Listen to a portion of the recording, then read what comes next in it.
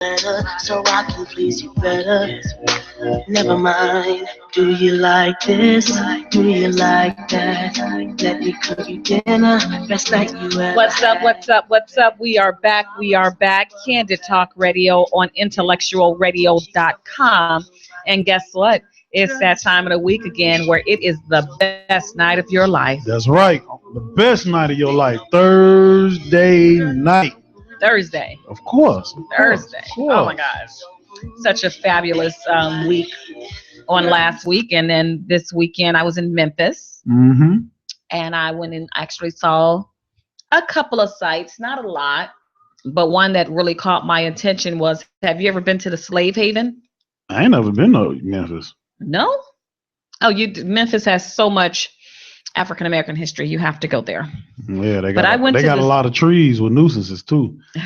So I'll go as far as Nashville. Well, I was in Memphis, and they have this house there called the Slave Haven, which is where one of the abolitionists, what are they called? I can't get that word out. What is he called? The ones that was helping slave the slave? Abolitionists. Oh, okay. Yeah, the abolitionist. I went to, and I think his name was something Burrett, Jonathan Burrett or something. And it actually, you know how if you were looking at the 12 years of slavery and they had where the guys were under the floor, Mm-hmm. it actually had one of those. Oh, okay. You go into this one room and you can go through, and it was like tunnels that they went through under the house, to really get into these little cellars where it was just like, oh my God, they were so small. And they had all these slaves in there that was runaways that they Right. were saving. But what made his house so special was that he had trees brought in from Oregon, I think. Mm-hmm. And these are trees that don't that people in Memphis had never seen. But he had these trees brought in so that the slaves would actually know that this was the house to come to. Oh, okay. And I just thought that was just so crazy, like wow. And then like I always knew that the slave women made quilts, but the quilts were telling them a story. If it's too much red this way, that means slave traders. Mm-hmm. It was just so much to it, and it was just it was just very educational and something that was, I think everybody should go and see. Because you hear about the Lorraine Hotel for Martin Luther King. Mm-hmm. You hear about Civil Rights Museum. You hear about certain things down there. Elvis Presley. Never, all these years that I go down, never heard of the Slave Haven. Wow, I've never heard of it either. So it was funny because we were inside this room and they had church pews, and this is where they had the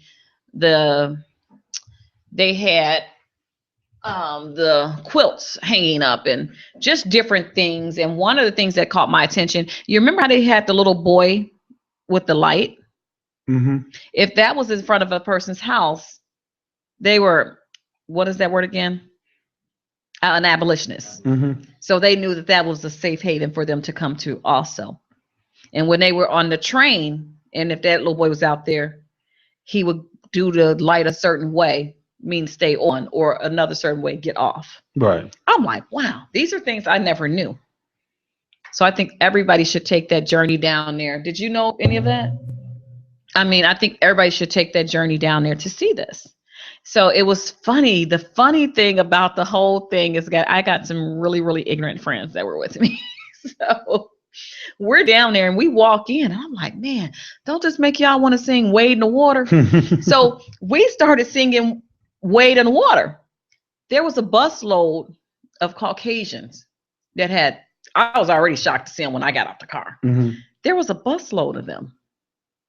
So we started singing Wade in the Water, Swing Low, Sweet Chariot, and started saying what those songs actually mean. Swing Right. Low means slave traders are nearby. Mm-hmm. And when they say Sweet Chariot, the chariot, you take that off, it's supposed to mean Harriet. That means Harriet Tubman is nearby. Oh. See, so you ain't know that either, right? So, and we're just singing a song like, man, don't it just make you want to sing these songs? Mm-hmm. Not knowing the history of the songs. At that time, we didn't even know the history of the songs. I did know that the songs were all of the songs. Those Well, I knew those hymns messages. Yeah, I knew they those were all message songs, messages. but I yeah. just did not know what those exactly meant. So as we're sitting there singing, and like you can see them turning red and getting uncomfortable. Mm-hmm. So after we got finished singing, and then the lady had left out for something, I think to get some work, they were like, oh, we have other stops. We have to go. Like, seriously, they went and got on the bus and left. See, if I was a white person, I would have came out there with y'all. Sweet Lord. No, they were looking at us. And so we're laughing and, singing a song. And like I always knew Wade in the Water was a message song. I always knew that.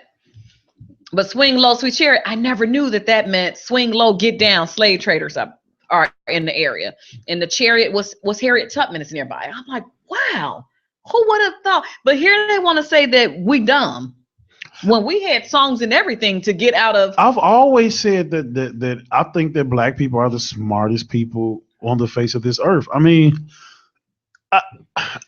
just not even just the slave thing. What really did it for me is, have anybody ever watched like American Gangster, the show?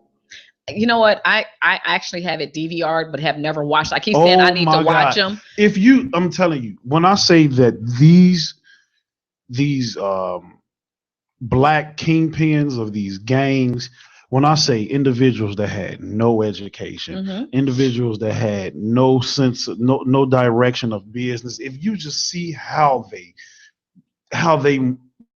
did things from a business standpoint, smartest things in the world. The things that these people did to stay off the police radar, to do this, especially the ones in the older days, that the American Gangster is, because they didn't think black people were smart enough to do anything like it. They were always looking at the Italians, right? Especially over in New York. So, I mean, if you just actually just sit back and don't get me wrong, it is criminal activity. I'm not condoning definitely that. Criminal activity. But to see the way that they did their operations, it was like, here it is. You have white people who literally have to go get MBAs and PhDs just to know these basic business principles. And here it is. We have natural born people who just able to do it every day. Like, it's normal. Like, and it's just like, man, if it just really just baffled me how smart black people were. And it was just tripped me out. Like, that's why sometimes I just don't understand. Like, don't get me wrong, I do understand how a person can grow up in an environment. That's what they're taught and that's what they do. Right. But I just never understood how black people like go at each other and hate on each other so much. And it's like, dude, like, we in here together. Like, you fighting the wrong person. And this is, and the thing about it though is, like, we as a people, I think we too smart. If we actually just threw down the hate, man, we could take over. I mean, you are absolutely right. I mean, and not saying that the white people didn't help in a certain extent. Oh, they definitely did. Because do you know that there were, like, just from Memphis, there was about, I think they said 125 abolitionists. They had them all on the wall. The only person they didn't have, because they said no one could ever really find a picture of, was Nat Turner, even though we know that he was black. Right. But nobody could ever find a picture of Nat Turner. But they had all these people on the wall that were abolitionists that was helping slaves until a law had passed and said that if anybody was caught helping them, this was right before, or not maybe right before, but maybe 20 years before Lincoln freed the slaves. A law had came out. They would lose all their property, and their families and themselves could possibly be killed. They would be brought up on charges. And even though we knew Illinois was a free state, but if they put a wanted sign out for that individual, and say, for instance, they were in Illinois, do you know that bounty hunter can take them back? Yeah. That the only free place for them was Canada. Yeah. I did not know that. I thought once they got into the free states, that was it. But no, it was they when Harriet Tubman, she was getting them to Illinois, she was getting them to Ohio, she was getting them. But then when they realized that these people were coming, the bounty hunters were coming to these free states, capturing people. Even if you had free papers, they still took you. They could tear up your paper right there in front of you and take you back and put you in slavery. You saw 12 years a slave. He was born free, and they took him into slavery. Yeah, right. But he, again, I don't remember him having papers. I just remember them getting him drunk and taking him back and taking him and putting him in slavery. But the only free place for the slaves was actually that Harriet Tubman actually had to take them all the way to Canada for freedom. That's why it's so many. They say so many black Canadians. You might need to do that if Trump get in office. Well, we need a new Harriet Tubman to take us over to Canada. But that was, I mean, it was. You could tell I was just so impressed by it because I'm talking about it. Yeah. And it was so different. And it's just like, I never ever heard of this before. This white guy owned the biggest steel mill. So you could imagine if he would have got caught, what would have happened to him? So it was just a very, very interesting. And it's like, I want to go back and like, wow, I was really hoping that Tony would be on. I thought his spring break was this week. And I'm like, we could just stay down, but it's actually spring break is next week. Right. And in that way I could have went to, I think the Civil Rights Museum is in Atlanta. Something like that. Yeah. And I've never been to Memphis. But they have all these other different areas in Memphis that's pertaining to slavery that you just have to go and you know. Sometimes it'll be making me mad. Then when I see when I see a white person, I think it made us mad because they had like the chains and you know, a glass thing where you could see in a case. They had the chains, the slave chains. They had the branding irons that was used on the slaves. But it was this one particular picture, and I wrote it down, and I gotta find what I wrote it on. It's a new series that's going on right now. Oh, I saw that. Slavery. It's actually pretty good. Underground. Yeah. Excellent. I've only seen the first 2 episodes. I record them. Yeah, it's pretty good. It was this one particular picture that they had hung up on the wall, and they were in the ocean. And I guess when they were throwing the slaves over, when they died or when they killed themselves, and it was like their souls were coming out the ocean, but it showed them smiling, and it showed the chains on them, but the chains were broken. That was extremely profound. Wow. And just to see that, it was extremely profound. Just to see that photo, and he has it where you can buy it, you know. So I got it written down because I said, you know what, I want to buy that. And it just showed the smile of happiness on their faces, because it's like they didn't make it to get sold into slavery. And you would think, how did they know they were going to go into slavery? When most of the time they all spoke different languages. They said it was always 2 to 3 of them on there that spoke every language. And it was because these were the children of kings and queens in Africa that were more educated than the others, you know, that could speak the different languages. Then I did not know that our own people sold our own people into slavery. If a village was having problems with this village, they would befriend the slave traders and tell them how to get to their villages to get these people. See what I mean? So we sold ourselves into slavery because they said it literally started with villages fighting villages and these slave traders coming in looking. And when the slave traders first got there, they weren't looking for servants. They was just trying to see what it was about. And I can't think of the person's name where they said one of the African kings was telling the slave trader, you can take this person back to work and do all of your work for you. It's somehow something like that was how slavery just really kicked in. But they said it really started with a lot of the kings going at it. And, you know, because the villages were hidden in Africa, you know, they're hidden. They're not like right off the water. Remember how I used to see, you look at routes and stuff, how it took so many days for them to get back to their boats, because these villages were literally hidden.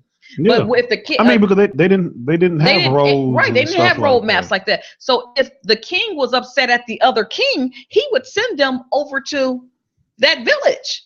So I'm like, we've been killing each other and doing this to each other for centuries. I always said the demise of black people is black people. So I mean, it was extremely. I don't know. I'll just be like, man, just could you imagine if just like black people just stop and just hating on each other and came together? Like, wow. Like, do you understand that we would rule Congress, we would rule the Senate? You know, we would definitely take on a lot of the businesses.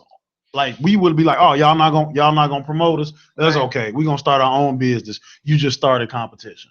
Well, I'm gonna tell you now, if you ever get a chance to just go to Memphis and just go and see the different things down in Memphis. I still did not make it over to the Lorraine Hotel. And I guess it's such a big tourist trap type of a thing. Like you can go up on the balcony, but then I think you have to pay to go on the balcony. And then you have to pay to like $20, $25 just to go in the actual room. And just to be able to stand in the room. But there's no photos. You can't take photos of anything that's in the room or anything like that. Which if I'm paying you $25, click, click, click. Because they told us we couldn't take any pictures in the slave haven, and I actually did. Like, yeah, okay. Yeah, I paid some money. Why can't? What was the reason why? I have no idea, but they said you can't take pictures. You can't tell me that. Ever tell me I can't do something. So let me see if I can show you some of them. But it was extremely interesting, and I didn't get a picture of the photo of the souls that I was telling you about. But like this is the cabin that the slaves lived in. And if you this is the cabin if you go, I don't know which way. That's the room. Could you imagine sleeping on that? No. It's like all wood and hard. But I guess back during them days you make it do what it do. Yeah, that's messed up. That's where the blacksmith worked, and that's the hole I was telling you about. Yeah. That the slaves had to lay under there and go under the house and all that. And I didn't get the picture of the holes of where they came out under the house. Those were like, he was a wealthy man. So because he was wealthy, he was able to have nice beds and stuff like that in his home. And those are the quilts that I was telling you about. Oh, okay. And the patterns also mean something.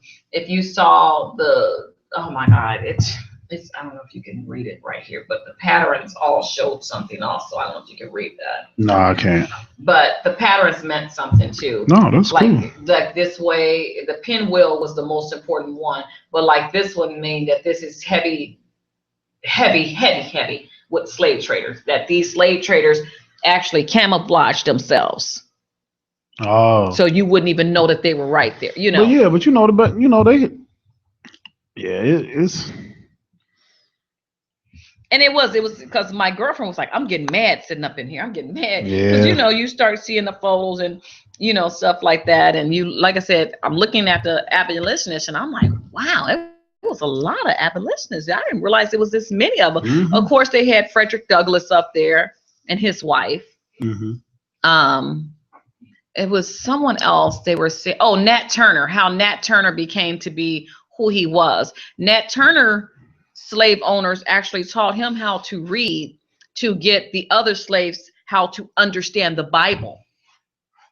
That's why Nat Turner was able to read. Mm-hmm. They wanted him to teach the other slaves on the plantation about Christ and the Bible. But of course, they wanted him to teach it in a way that made them superior and not Jesus. But when Nat Turner started reading it, and he's like, Jesus is Christ. Jesus is king. You're not king. Jesus is king. Mm-hmm. So Nat Turner was able to say, hey, it's not about them. It's about the man upstairs. And we're supposed to live our life accordingly to how it says in this great book. And that's how, he became the rebel that he was. Because he's like, they're killing us for no reason. They're not being Christian. This is what they're doing to us is not being a Christian. Well, so that's how he became, but how he became a murderer is another story. But yeah, it was just extremely, extremely, extremely interesting. No, if I would have been born back then, I would have been the one like, we need to fight back. Well, first off, you probably wouldn't have been because we would have been a house. We would have had it good. We wouldn't know no better. Don't get me wrong. No, the house slaves were the biggest traitors. Slave history. Yeah. Because they wasn't giving up that warm cot on the floor by the bed. I think the men were, but the women, they were just used. Oh yeah. Yeah. But still, even the men house slaves. Come on, you saw what was that with Samuel L. Jackson and Django? Oh my God. But even the men slaves were they were gonna tell whatever they saw, because guess what? That means master gonna give me an extra scoop of mashed potatoes on my plate. You understand what I'm saying? They were the biggest traitors to their people. The house slaves were. And that's why they always say that the field didn't talk to they did them. It wasn't just the fact that they were in the house. It was just the fact that you in the house and you telling. Yeah. So it was like you never saw them hanging with them for anything. Even when they had the little parties, the house slaves would be all and dressed in the finery, but the other slaves, they Sunday best was their finery. You know, so I'm just saying, it was just like, wow, I need to go back. It's so much down here that I didn't know about. Yeah, me neither. But I might have to make that trip. I might have to make that trip. Make that trip. Go down there for a weekend. But how about Kobe? Yeah. Kobe. 20 went years. out with a bang. 20 years. 60 points. He went out with a bang. I think they gave him a good send off for 20 years. Yeah. I didn't know him and Shaq was back friends though. Yeah, they squashed that. I didn't know that. I mean, it took a while, but it took some years. Yeah, it wasn't. It was. I think once Shaq had been in Miami for a while before his end of his career. It was a few times when they played each other. At first, they wouldn't like shake hands, but then they start shaking hands. Then you'll see them during like the little on the side talking, laughing. Then I think they asked him, "Was like, man, you see?" He was like, "Oh, me and Kobe good." Shaq be like, "We good. Hey, we grown. That stuff is behind us. We good. We good." So yeah, no, they've been cool since. And tell you the truth, after he retired, Shaq has always spoke highly of Kobe. Wow. I just never really, I just remember the bad part, I guess. But yeah.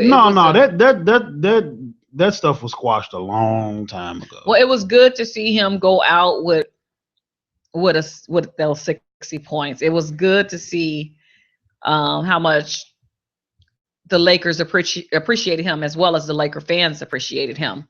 I mean, I'm gonna tell you right now, one thing you're not gonna see no more. You're not gonna see a player that's been with one team. Not anymore. One team for 20 years. You're not gonna see that no more. But that's it. I mean, yeah. Is he about the only person that's been with a team that long? For his whole career? For his whole career? I won't say he's the only. Is he? Who else? I was trying to Google it to see who else has spent so much time. On one team. I mean, don't get me wrong. You definitely got your Larry Bird. Well, yeah. Well, I mean, back in the day, yeah. But now. In all honesty, it don't even seem like Kobe's been playing for 20 years to me. It doesn't seem like that. But you know what? For me, he's actually the first player or the first legendary player that I have seen and I remember from day one into the end of his career. Well, I remember when he got signed. Yeah, I mean, but when Mike got in the NBA, I was too young. I mean, Michael Jordan. Were you even born when he got in the NBA? Yeah. Where year were you born? 86. Oh, he'd been in the NBA for a couple of years by the time you got in. Yeah. He did? Oh, yeah. Okay. Thought he got in around 88. No, when did Jordan get in the NBA? It was way before 88. 83? Yeah, 82, 83. He was playing ball. He's in North Carolina, or maybe that could be. North Carolina, maybe I'm thinking of those years, but 20 years with the Lakers, and Kobe's still young. What is he, 36? Oh, is he 38?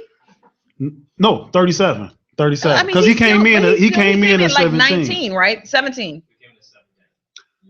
Yeah, Michael Jordan came in at 84. Okay, I know it was like the early 80s, but yeah. I'm just saying Kobe's still young because you still got players that have played past that. Because Jordan did it. Yeah, I mean, Pippen?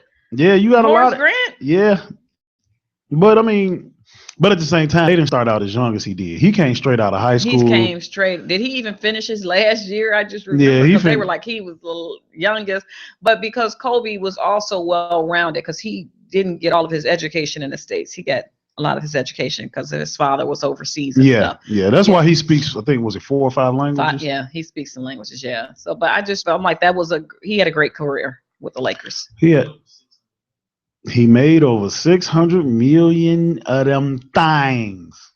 Well, let's hope we don't see him on TMZ. Talking about he don't even have enough money for a cheeseburger because that just messed me up. I remember Steve Harvey actually this morning was talking about Kobe. He was like, "No, Kobe smart." He was like, Kobe early in the game was putting his money away, investing and doing like when he was 17, 18. So he was like, Kobe is well off. I think the not mistake, but the only thing a lot of people fought at Kobe for is when he had the incident where that happened with the young lady that accused him of rape, and he just started spending money ridiculously trying to get the wife to, he bought her the ring, he bought her mother a house, then he bought her father a house, then, he bought some other relatives' houses and cars, trying to keep her there with him. And it worked. So it worked, but at the end of the day, keep moving. But let's be honest, when have you ever seen Kobe splurge? Kobe never was a splurger. Well, you don't, because you never see him with the big fancy cars. That's what I'm saying. Even if you see him out, he's in regular jeans and a tee. Like he don't have no jewelry on. That's why I say you never see him. Even when I lived in LA, you never saw him with them big old chains. But that's what I'm saying. He was smart. He didn't. But you know what? I have to honestly say that, like my girlfriend lived in Ladera Heights. She lived right around the corner from Magic Johnson, directly across the street from Byron Scott. And you would think that because of who they are, that they would be more so in Beverly Hills. They were in Ladera Heights. Ladera Heights is really nice, but you would not, and because it's not too far from the Coliseum also, but a lot of them lived in that particular area. I'm young at this time, but I'm like, oh my God, that look like Byron Scott. She's like, yo, hey, Byron. I'm like, you know Byron, and then she's like, yeah, Magic Johnson lives right down there. Cookie had a shop right around the corner, and I was like, wow. But to me, a lot of the Laker players did not live like. That's because they didn't live like they were ballers. They lived modest. Because in LA, like stardom is not a thing there. Right. Like it's normal to be in Starbucks and see celebrities. Right, but what I'm saying is where the area they lived at, when you think of ball players like Michael Jordan, that big old house in Highland Park, you would think they would have something. Their homes were modest homes. I mean, for some people, that didn't come from nothing. That probably is. What? And my girlfriend was married to Derek Fisher, and I remember what she told me.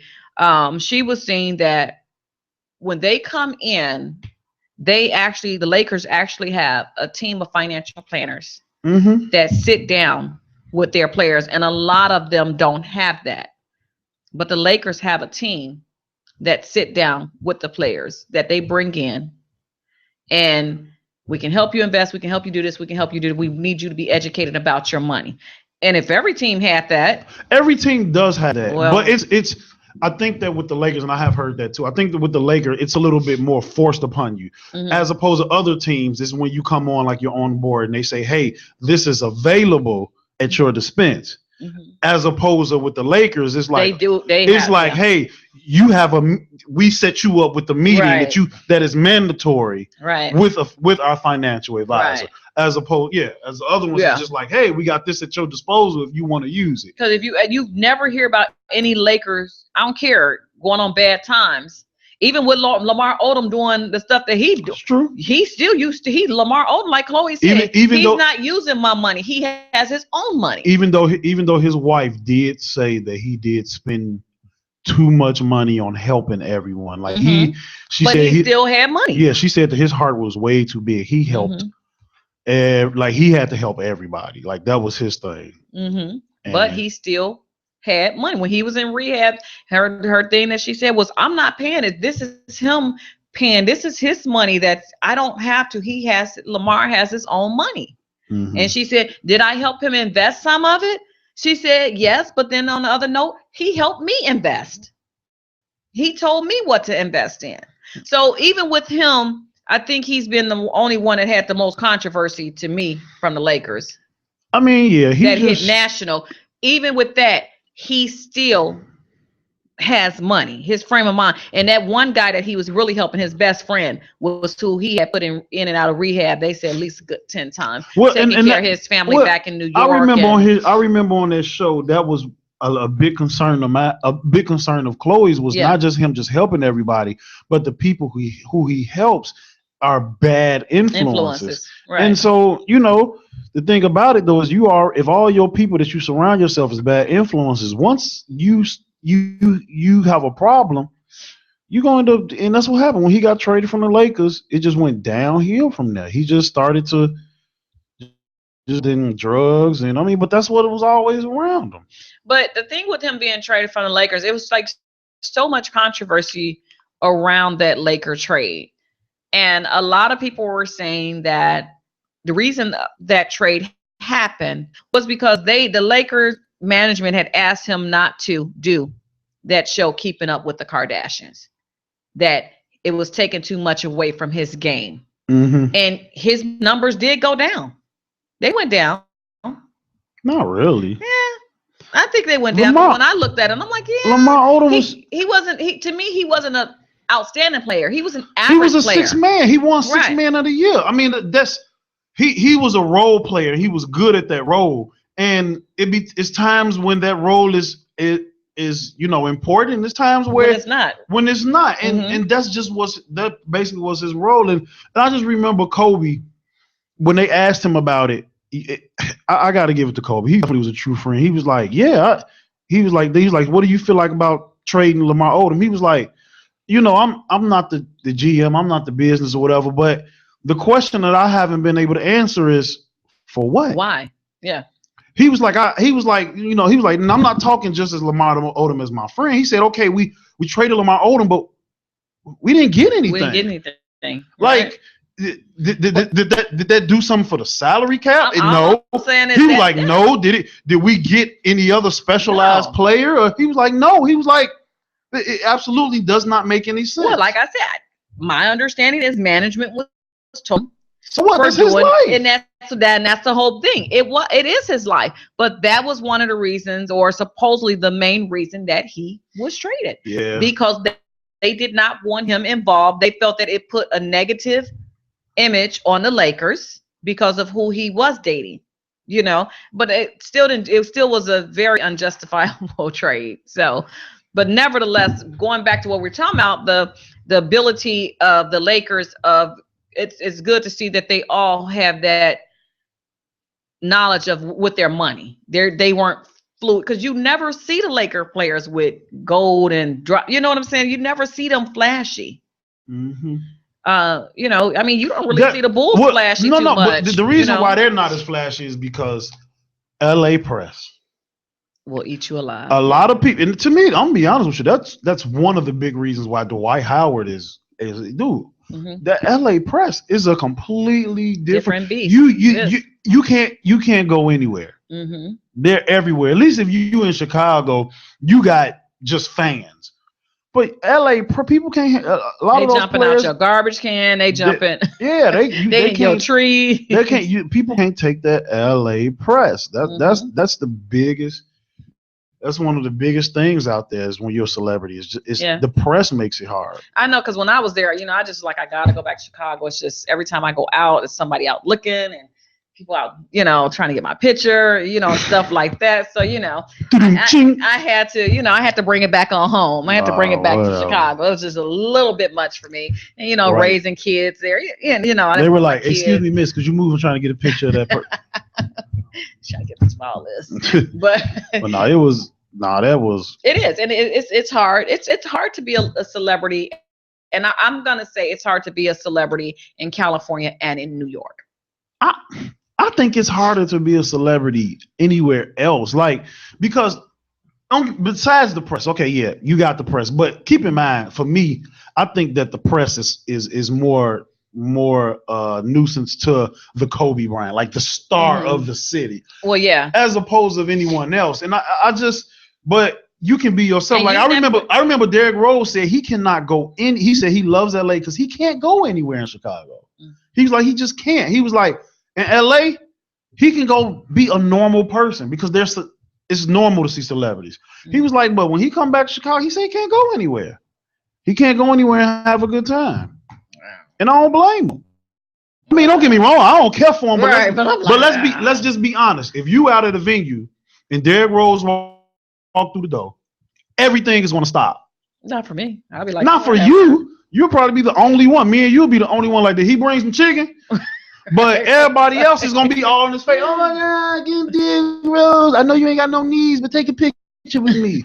But I'm just saying that's just how Chicago is. I remember when Trey Songz was here, they bombarded Trey Songz. Mm-hmm. He could barely make it to his hotel. Now, when I was in Memphis, we had what's her name? Here, I'll have to show you a picture. I don't, they're like, oh, Christine, I'm like, no. Oh, God, come on, you were in the 80s. I'm like, okay, I don't know her. Her name was Yo something, and I just saw her on TV because she's going to be on something on television. She's a rapper, a lady rapper. Face looks familiar, but she was there with Michelle A. Who was that? Let's see. I remember Michelle A. I was Earl. You know who Michelle A is, right? That's her right there. I was born. And then Rage. You know who Lady Rage is? And I remember Lady. What's that in stuff with my Afro Pro? That's her right there, Lady Rage. Oh yeah. Yeah. So they were down there, and then it was a football player down there too. And I'm looking like y'all stand at the Holiday Inn. And it wasn't a good Holiday When the Inn. money gone, the money gone. It wasn't a good Holiday Inn. We didn't even have hot water. I got our whole room comp but free. The thing about it though, no hot water. Though, like I don't know about the other two, but like Lady of Rage, like had a very short career. Yeah. And I'm sure the other two, I'm guessing, probably. Well, no, Lady Rage, I wouldn't say she had a short career because she went into television. Remember, she was on Steve Harvey show. She was the girl that was chasing after Romeo. I remember that. But at the same time, like, still for female rapper. For a female rapper. For a rapper, period, she had a very short Well, they career. were performing down at the House of Blues. I don't know if any of I know some of them said they were going down and see them at the House of Blues. My boy, I was just watching not too long ago a video of Busta Rhymes. Mm-hmm. He did an interview, and he did his big comeback that pretty much brought him back relevant was the song he did with Chris Brown, Look at Me Now, and his verse was like he killed it, and he rapped so fast in it. Mm-hmm. And then when they were like, can you do it live? And he was like, yeah, I could do it live. Put on the music. Mm-hmm. And I ain't gonna lie to you, he killed it. Like I don't see where he was able to breathe at. Like I'm gonna show you the video. It's like he got down. Oh wow. Okay. I mean, I don't know a lot of the songs that Busta Rhymes did. I know he did one with the Pussycat Dolls. He's done a song with almost everybody. Yeah, he's done quite a few songs. And I think the last I had heard about him was he was dating Delicious off of Flavor of Love, that type of thing, because he just went irrelevant. And just like what's the Method Man and Redman, they kind of went irrelevant, Nobody really speaks about it. I think they said their career took a dive after they did that How High movie. I'm like, they told the truth about their life. I mean, there's nothing wrong with that. So yeah, you just have to. I mean, a lot of these celebrities. I mean, it's so many different rappers in the game. I don't even consider them rappers. They up here singing, and they just terrible now. Who? All the new rappers, all of them. Young Thug, Rich Homie Quan. I guess because I don't listen to it, I don't know. Because you got to understand, when I was coming up, it was the Fat Boys and Run DMC, and that was when rapping was rapping. So right. All of and even then, I really didn't listen to too much of that anyway. But you have to. With all these people names that's popping up now that you never even heard of, I'm like, who is that? Like I was looking at Love and Hip Hop, and they had these guys that were rappers. I'm like, you got a Scrappy, and then you got a Scrap. I'm like, I've never even heard. I mean, I heard of Scrappy, but I never heard of Scrap. Yeah, see, a lot of these people. I'm like, who are these people? That's just like I had never heard of Waka Flocka until Love and Hip Hop. I had never heard of him. Yeah. So I'm like, yeah, his Waka Flocka is dying out. Is he died out? Because I heard, is he on tour now or just got off a tour? Yeah, but I like a lot Waka. No, I don't like him as a rapper, but he a real cool guy. Yeah, but I gotta play this thing for Busta Rhymes though. Do you want to play it live? I gotta play it live, but I'm trying to find the spot because he. I gotta play his Look at Me Now song because yeah, I gotta play it. I was just trying to see if they censored out all of the. Did they censor it out? I think so. Because other than that, we gonna get killed. It's on. Is it on? Yeah.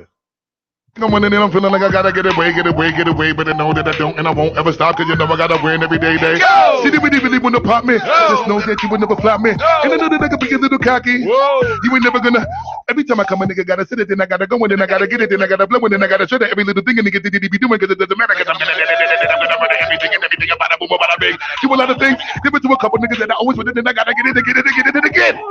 And I be doing it to death, and no one move a little fella nigga better call a rapper. Everybody know my style, nigga, you know that I'm the best when they come to doing this, and I be banging on my chest, banging in the east, banging in the west. Gonna give you more, never give you less. Hear it in the street, and you can read it in the press. Do you really wanna know what's next? Let's go. See the way we on it, and we all up in the race, and you know we gotta go and try to keep up with the pace, and we struggling to hustle and to sit it and to get it, and you know we gotta do it to get to another place. Gotta taste it, and I gotta grab it. I gotta cut all through this traffic to be at the top of the throne, but I know I gotta have it.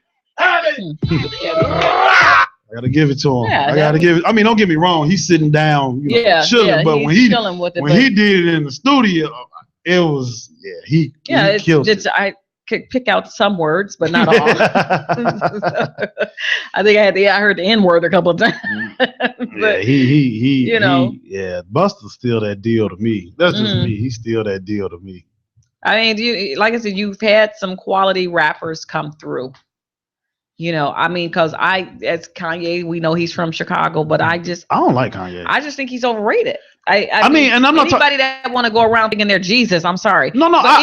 Even with his raps, I'm sorry. It's just like I didn't hear too much. I think I like him I like the fact that he's not afraid to say things. I think I like that about him. He's not gonna just let you come at him any kind of way. But the music is like I can't get with it. It's terrible. Everybody likes him. Okay, I don't know why. For one, when he raps, he actually never talks about what's going on in the song. I have never heard him do that. He's just talking about just random stuff that's going on in his life or that day. Like I can't get with that. That's not rap to me. Rap about what's the song. That's what I want to hear. And then on top of that, he's never made a beat he never made a track from scratch. All of his music is a few samples that he put together and press quantize. I can show you what he do in 5 minutes on my laptop. I'm just saying, I don't know. I can't get with that with him. I'm just being honest, and I never have been. I've been trying to give Kanye a chance, but he's the most overrated rapper. When I'm talking about rappers, he's the most overrated rapper to me. And I'm sorry, I just can't. I just can't get with him. I mean, I'm be honest with you. Chicago rappers, well, Common is a good rapper. I was just getting ready to say, with the exception of Common, like right now, Chance the Rapper is an up and coming big thing right now. And let me tell you something. Who is Chance the Rapper? Is that the one who had the brother that died, or? Oh, I don't know. But Chance the Rapper, I think he a decent rapper. The problem is that I can't get with his flow, and he do the same thing. He just be rapping about just random stuff. Like that's not rap. If that's the case, I could get in the booth and just be like, talk about your hat, talk about Earl's hat, talk about this camera, the radio. I could just talk about whatever. Long as I make it rhyme. And now they're not even using like good wordplay. They like changing the word to make it fit. And I don't know, man. I at that point I'll just be like, you know what? I'm just gonna go back to my old school rap. Like I can't get with it. All right, Common or Jay-Z? Depends on what mood I'm in. Apples and oranges. But if I had to pick which one I would listen to more, Jay? Jay-Z. Keep them coming. I'm trying to think who else is in the rap game right now. I'll go with Jay over Common. I guess you'll go over Kanye or Common. Common, hands down. God, what's some new school rappers before? And you see, I don't listen. I just know. You could go. Jay-Z you could go old school. I'll go with you. I guess Run D or Jay-Z. The only reason, okay, and I know a lot of people gonna say this. Run DMC still was a little bit before my time, so the only reason I'm gonna have to say Jay-Z is because I kind of grew up on that music, so I might be a little biased towards that. LL Cool J or Jay-Z? Ooh, that's a hard one. I still might have to go Jay. I still think that Jay is a better rapper. Okay. God, Biggie or Jay-Z? That's hard. And let me tell you why that's hard. And I just actually had this discussion. Everybody is always talking about Biggie, the biggest rapper alive. Well, not alive, I'm sorry. The biggest rapper, best of all times. Biggie only had 2 albums. Oh, he was killed. Huh? He was killed. Yeah. So I mean, he had 2 albums. He didn't have a long career At all. So it's hard for me to say that.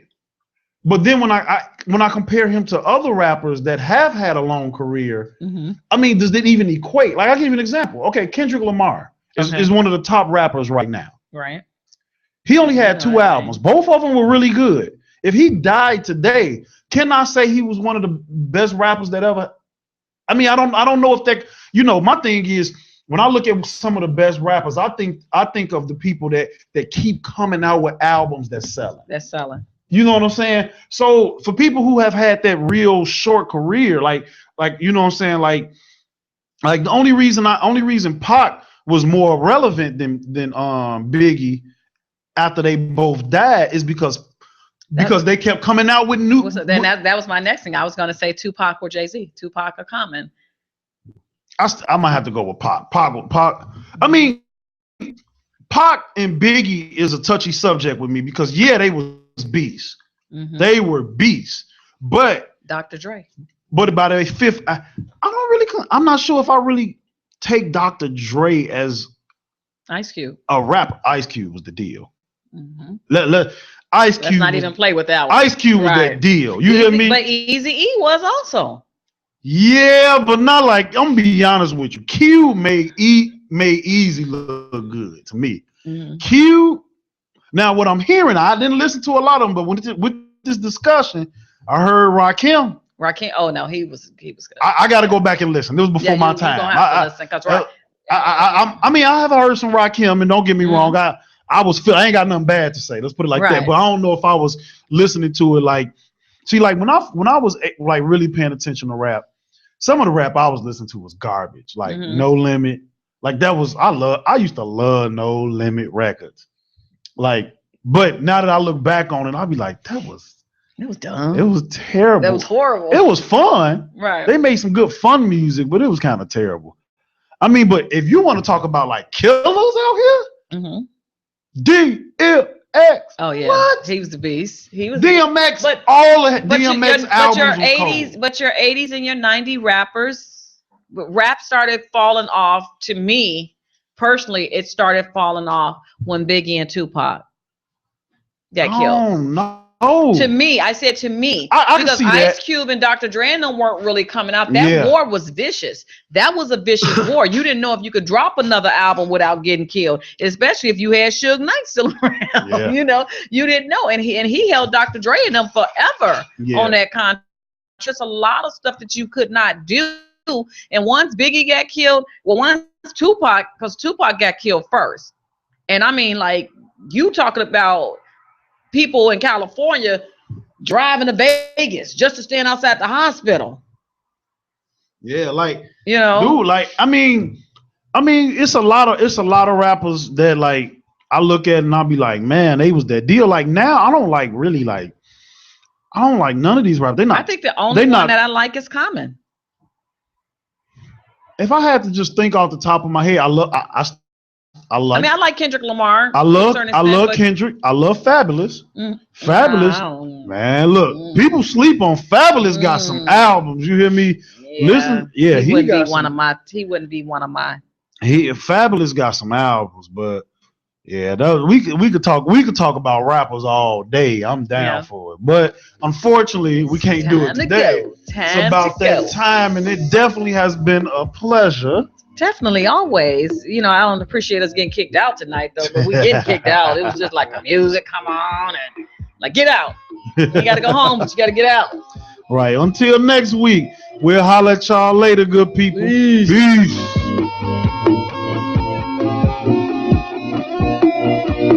I wanna put you in the mood. We got all damn night. I wanna do this right. Girl, let me set the table. Whatever's on your mind, girl, put that thing aside. Cause I'm about to take over.